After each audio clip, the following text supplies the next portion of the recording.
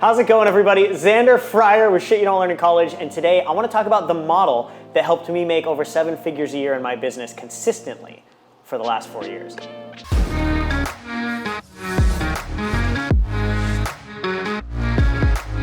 So there's a lot of hype around making 7 figures in your online business, and I know a lot of people want to do it, but not everybody understands what it really takes or how to do it. I would also say that there's a lot of different models that can help you get to 7 figures in your business.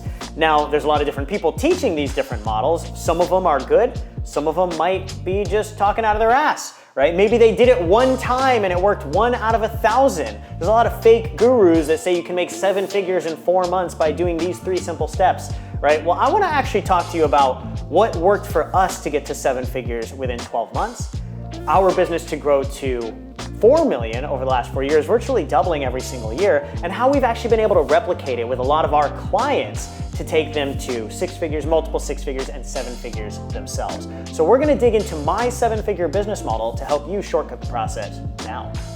All right, so the first thing that we do, we call it starting from the top. This is high-ticket coaching and consulting. Now, the reason that we start here, a lot of people when they start their business, they're thinking, oh, I want to scale. Oh, I want to earn money while I'm sleeping. So they want to do self-study courses, or they want to sell e-com products or something like that, so that they don't have to be involved. Now, that's totally acceptable. But the one thing that I will tell you is, well, first of all, e-com products take a huge investment up front, and it takes a lot of time to get it up and running.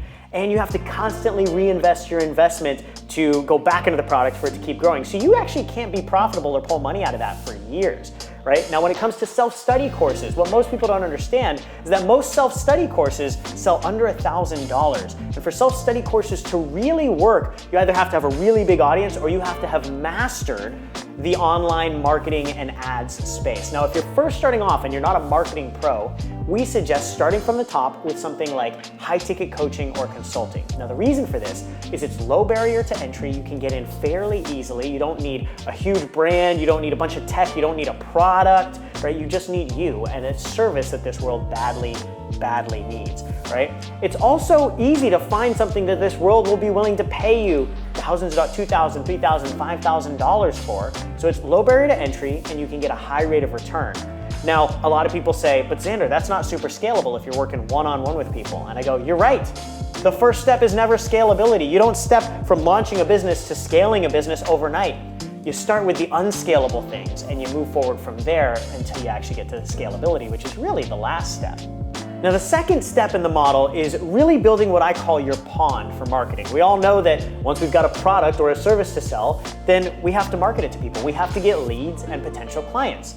So the first thing that I tell people when everybody jumps in and they've heard, oh, you're one funnel away, I go, stop trying to win the funnel lotto, right? You need to get your marketing correctly, which means you need to get intimate with your potential clients. So intimacy beats authority every day of the week. So the way that we do that with our clients, we tell them to build a pond, right? This can be in Facebook, this can be in LinkedIn, this can be in Instagram, it can be on email, it can be any social platform where you're bringing people into your world, you're putting them into a pond in your backyard where you can fish from. All right, think about this. If you're first learning how to fish, do you want to go on a little dinghy out in the middle of the ocean next to all of these huge fishing boats with these big nets and this crazy tech and they can find all the fish?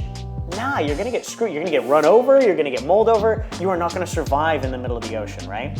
You wanna be in the safety of your own backyard and your own pond where you're fishing from, because those big companies, those big boats are just gonna demolish you in the big open ocean of Facebook ads and things like that, right? So start with an intimate pond in your backyard. This is your social media platform. And we really want to build intimate relationships with people, because as you have these intimate conversations, it's going to help you get your marketing, it's going to help you get your messaging dialed in so that in the future, you can start to leverage ads. Now, we tell our clients once they start earning 10 to 20K per month, that means their messaging is really starting to get dialed in, and that's when they should start spending money on the advertising. But at first, organic marketing, get on social media, get on your platform, build intimate relationships, have conversations with people to get them to work with you.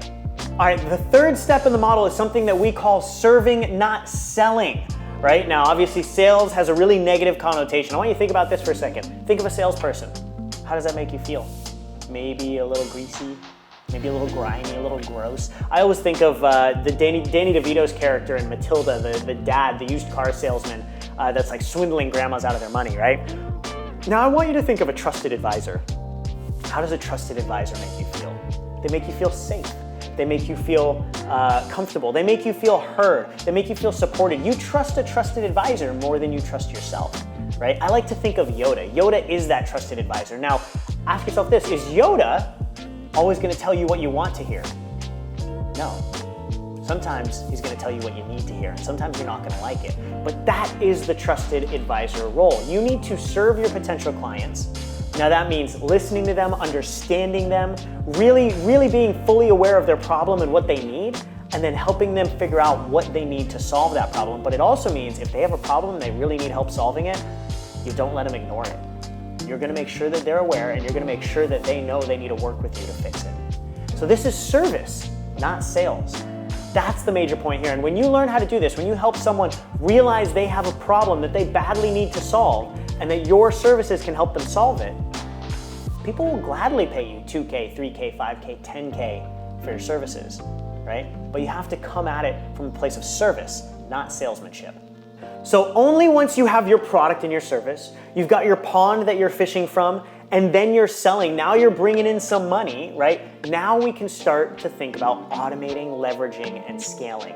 So the first steps in automating and scaling, you wanna automate and leverage yourself out of the administrative and operations part of it. This is the simplest part of your business to start to leverage yourself out of, to get a VA or to get your first ops team member in, to really take over the very straightforward ops and administrative tasks and buy yourself back some time. After that, you want to get help servicing your clients. So bringing on, if you're doing coaching or consulting, bringing on another consultant or bringing on another coach to your team to start to leverage your scale there so you can start to work with more clients. The last thing that you hand off is the marketing and the sales. Why? Because the marketing and selling is the lifeblood of your business. Most people get this wrong when they're starting a business. They go, oh, I wanna hand off the marketing and sales first, right? Because they don't like to market and sell. But the reality is, when you're first launching a business, majority of the time, if you've gotten good at selling it, you're gonna be the best person selling it, right? Because your heart, your soul, your passion is behind this thing, right? So trying to hand off sales too early can be really dangerous. But you are gonna need to hand it off eventually if you really want to scale up. Just know when to do it. It's last in the process. And the fifth part of the model is something that I call focusing on your one thing. Now this might be the most difficult thing for entrepreneurs, okay? What I'm gonna tell you to do is once you've found your product, once you've found your marketing, once you've found your sales, I want you to focus on that one thing for a minimum of 1 year.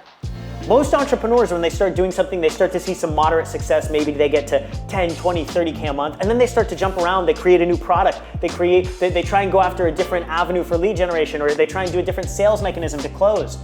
The reality is, you need to focus on one thing.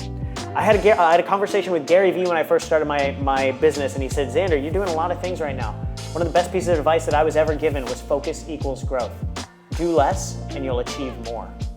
For you to be successful, and we've now proven this system with a handful of our clients, if you focus on one audience, one avatar, with one problem, you give them one product or service or solution to solve that problem, one lead generation mechanism, one sales conversion mechanism, and 1 year of refining and getting it better and automating those processes and systems and plugging people in to scale it, you can get to 1 million. 1 year to $1 million, but it comes from focusing on one thing and one thing alone. That's scary for a lot of people. Sounds boring, but that's what success is.